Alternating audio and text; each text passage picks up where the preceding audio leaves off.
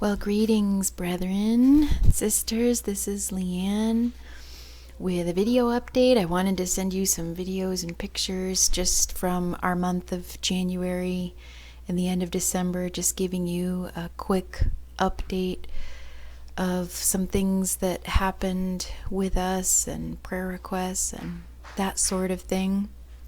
So I know it's a little late, but I hope you all enjoyed a happy Christmas. We sure did. Courtesy of Mike and a great big bag of candy, we had a real good time together. I caught this video on Christmas morning of Matt sharing the Christmas story, and we just had a real quiet Christmas morning. None of the gifts from grandparents arrived. We shared a few gifts that Avila's and we had purchased, and it was very quiet. And later on in the day, I caught this video of the Spanish version of Behold Our God, and I wanted to share it with you. It's such a blessing to me to hear this and see this, and I hope it blesses you too.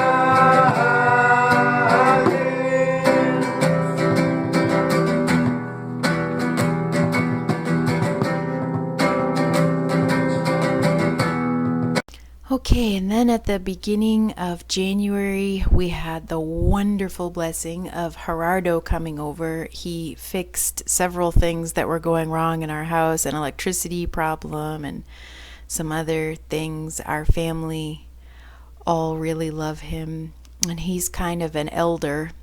We haven't appointed elders yet, I don't think, at the church, but if we did, he'd be one of the leading men in the church, but special to our family. And we're real thankful for his help this month getting some things straightened out. We also had the special blessing of a dryer. We hadn't had a working dryer, and so we had to take everything to a Spanish laundromat, sort of, which is very expensive.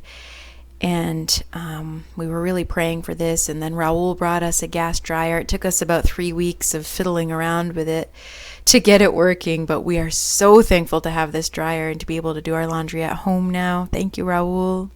And also this month, John and Judy came one weekend. They came a few weekends, but this particular weekend they brought Sam Patron. He came along, and I had never met Sam, but Matt had gone to the Philippines with him, and he preached that Sunday morning that they were here at the beginning of January, and that was such a blessing to meet him and get to know him and hear him preaching. Okay, and in the middle of the month, Dago took our family and his and showed us around some of the markets in Monterey where you can get food cheap, food and other supplies cheap and in bulk, which is handy when you have a big family. So this was really good for us, and Matt actually met a Oneness Pentecostal here at the market and was able to share with him, and it was an encouraging, fun time together. So how do you get kids to come downstairs for dinner and devotions in the loud, wet and wild Wilkinson house? Dago found an interesting way of doing it. Hey Bob, hey Bob, hey Bob, please come on, hey Bob, okay? So actually, this was our last month, January, with the Davila family. They had come here because they didn't want to get involved with a year-long lease agreement with another apartment, because he really believed the Lord was going to move him and was calling him to Baja California, to a job available there in Tijuana. And it didn't seem like that was going to happen. In fact, all hope of him going there seemed pretty much lost. He made arrangements to move into another apartment, paid his first month's rent, and then got word that his job was going to be transferring him to Baja California. And they're leaving now at the beginning of this month, February, but they moved out of our house. And we really, really miss them. We enjoyed such sweet times of fellowship with that family. Them being in our home really helped us with our Spanish, and they were just a huge help in general, and lots of fun wrestling times together, and I don't think we've ever been so sad to see people leave our home as we have been to see them leave. We're thankful to the Lord for them. Okay, and this is a picture of JC with just some of the sisters in Saltillo. We have really enjoyed our visits to Saltillo. Saltillo is about an hour and a half west of Monterey, little mountain valley city. It was just, it's just been so special there. And Matt has been able to preach there 2 or 3 or 4 times since we arrived. And actually, Matt has done a lot of preaching here, and we did not come here thinking that he would be preaching. He doesn't feel gifted in that area. We came really to encourage the brethren, but as it has turned out, there's been a need for help with preaching, and Matt has been happy to fill it, and I've been really encouraged and blessed by his preaching. And since we've been here, I've actually recalled that before we came to Grace Community Church, Matt was an elder in the church that we were attending, and he was called upon to preach from time to time. And I remember thinking then that he was a good preacher. I liked listening to him, and I was blessed by his messages. And then when we came to Grace Community Church, we were sitting under some of what we would consider to be the best preachers in our generation, sitting under Tim Conway, and then going to India and sitting under John Dees.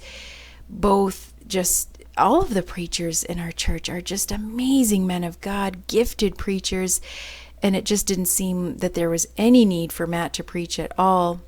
And compared to them, his preaching just, didn't seem that alive. But since he has had opportunity to preach here in Mexico, I have seen again that man that I remember preaching way back in Maine in the days when he did that more often, and it's been a huge blessing to me.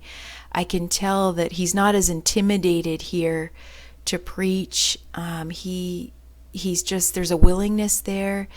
And I've seen an ability there that I haven't seen in a long time in Matt. It's been a real blessing to me. I think it's been a blessing to the brethren and an encouragement. So we're thankful for the preaching opportunities that he has had this month. It's been good.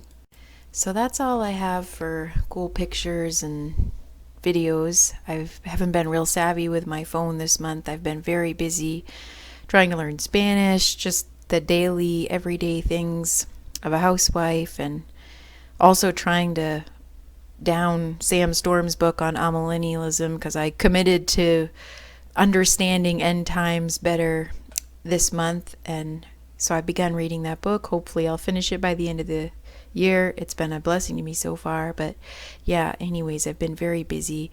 I did get to teach the ladies. I didn't get to teach them all, but last weekend we were in Saltillo. We came down on a Saturday, and I got to teach the women. It was a small group, maybe 10 or 12 of us. It was so good, though. I want to thank you for praying for me. I know that several of you were praying for me as I went into that first Titus 2 meeting, as we called it, and the Lord really gave me something good to share with them. I was thinking, what came to mind as I began really trying to focus on what I was going to say was 2 Timothy 2, 3, and 4, where Paul exhorts Timothy to be a good soldier of Jesus Christ and not to be entangled in civilian affairs. And I just was able to really exhort the women from those verses not to be entangled in the things of the world and the things of our cultures, and just was able to remind them that we're not, as Christians, Americans anymore. We're not Mexicans. We're not Indians. We're citizens of a heavenly country. And so we need to kind of evaluate what about our lives is kind of weighing us down in our walk. What is it about our cultures that we do because they're cultural things without even thinking twice about doing it that maybe is hindering us in our walk with the Lord? And there were a lot of tears, a lot of sin kind of coming to the surface. And it was so good. It was just wonderful. And so thank you for praying for that. I'm hoping to have more opportunities to teach those ladies in the future, and just would ask that you would continue praying for me. Please pray for Matt. I know there's going to be more opportunities in the near future for preaching and teaching. And so far, he has done so well. As I said, it's been amazing listening to him, and the response of the brethren to him has been really, really encouraging. I feel like we're a really good fit here, that our gifts just fit with the needs of the brethren here. It's been wonderful. There's still in my heart a call to India, and I can't shut out that call. And so I've continued to pray that the Lord would make it known what we're supposed to do with India, if anything, and that if he wants us to go there, he would make it clear when we're supposed to go back, because I'll tell you, I just can't get India out of my mind. And I think some of my children feel that way too, that there is just a burden laid upon us to go to India. But the Lord has made it very clear to us that this is our Mexico time, that he wants us here right now. But again, that burden for India will not go away. And so please pray for us in that regard, that the Lord would just make it clear if we're supposed to go there, if this burden is of him, and when we're supposed to go. And I'd ask that you'd continue to pray for my children. My daughter Julia, many of you have been praying for her, and there have been some very, very encouraging things with her, just even over this last month as the church was praying and fasting. Very, very encouraging things happening with Julia. I don't feel like we're out of the woods yet with her, but I feel very hopeful, more hopeful about her than ever before. So I would ask that you would continue, please, to pray for her. We continue to be very encouraged with Seth. He is pressing on. Lots of just encouraging growth, fast growth with him, good questions from him, and a desire for godliness and service with him. Thank you for praying for him. I guess the last thing I would ask you to pray for is just our health. Since we came to Monterey, the brethren here, they all say the same thing: contamination. It's pollution, the pollution in the air of Monterey. But we have had, everybody but me, I thank the Lord, I have not been sick. But everyone in my family has been suffering on and off with a nasty cough and gross nose, and it just doesn't seem to go away. It's just hanging on. It's better than it was, but it's just kind of a constant ongoing thing that I would ask for your prayer about.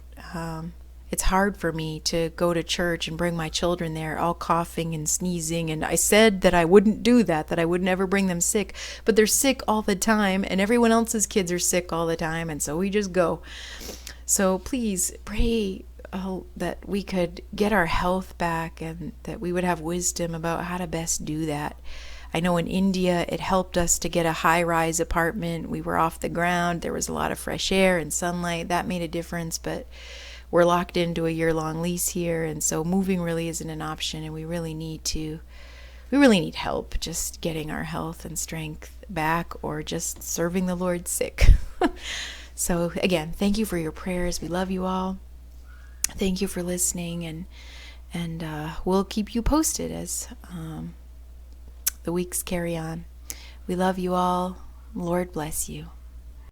Okay, and I just want to say, as a matter of disclosure, that I got these pictures of Monterey off the internet.